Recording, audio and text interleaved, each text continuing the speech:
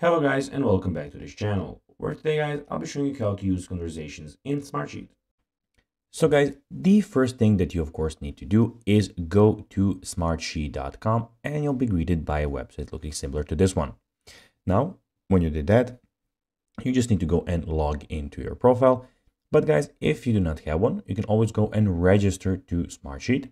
But guys, if you do not know how to do that, you can always go to our YouTube channel where we have plenty of how to Smartsheet videos where you can see how you can do this.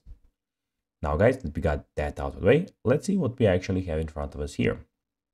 So as you can see here, we have the Smartsheet website where we can go and start from the home screen.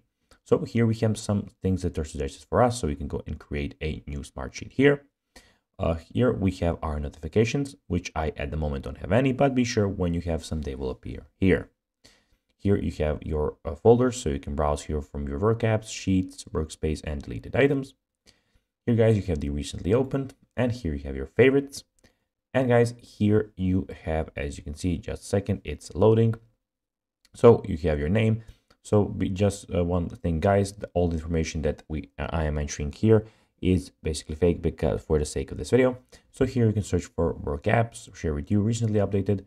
And here guys, you can go and see some new templates that you can add. And lastly, here you have all the information about your account in one place. Now guys, let's see how to use conversations in Smartsheet. You need to go to the conversations panel, and then when you're in the conversations panel, guys, then you just need to go and choose which conversation you want to see in the panel, and that's basically that. And guys, that will be everything for this video. I hope that you found this video informative. If you did, guys, don't forget to like this video, share it, subscribe to the channel, put the notifications on, and guys, as always, I'll be seeing you in the next video. Bye guys.